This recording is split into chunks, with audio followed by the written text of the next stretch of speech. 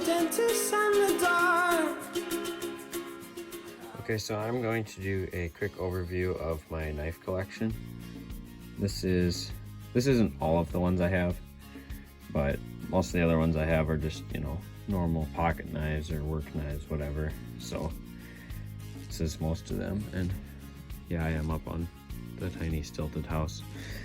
Anyway, so I guess we're gonna start off with the one of these I've actually had the longest, which is this right here.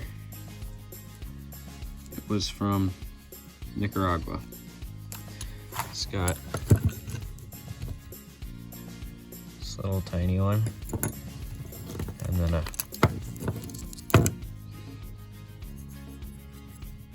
more normal size little knife, and I don't really use that one. It's more of a decorative.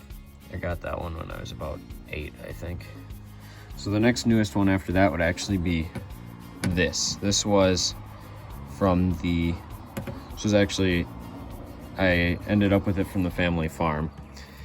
It's stamped Village Blacksmith, Watertown, Wisconsin. I believe that would have been the actual Village Blacksmith company, but I'm not sure on that. I always used it as a machete, but I was recently informed that it's most likely what would be considered a corn knife, but I haven't done a lot of research into it. But I mean, it works pretty good as a machete. I'll go over the two here that I made. This one was the first knife I ever made. It's made out of a bandsaw blade. It's not very sharp, but it's all just held together as super glue. This is the first one I ever tried to make.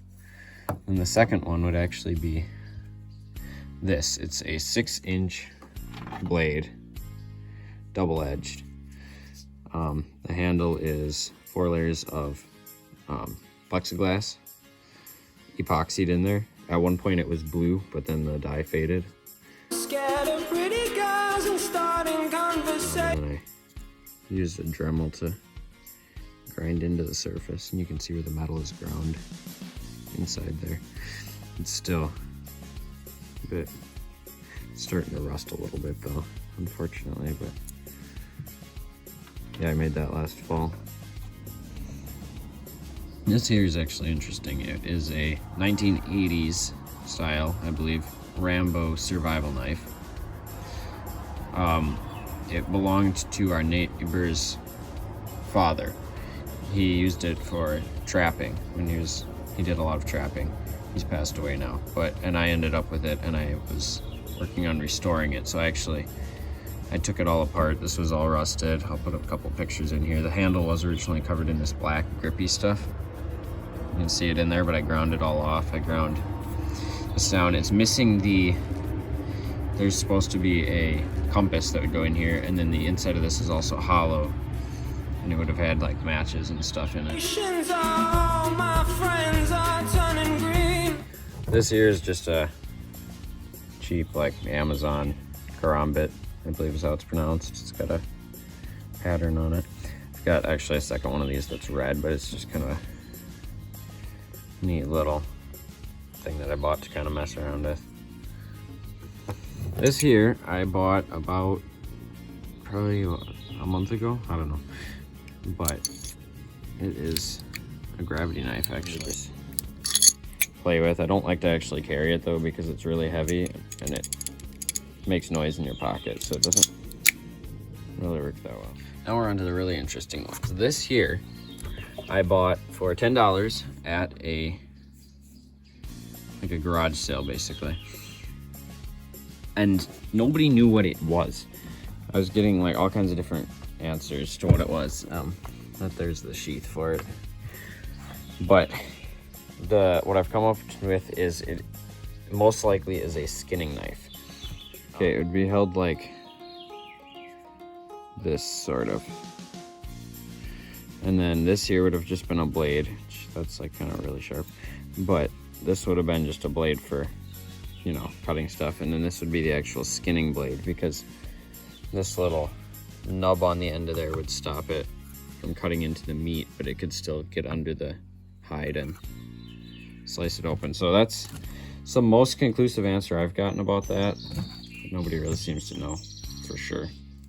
And then this too I got from that same thing. It's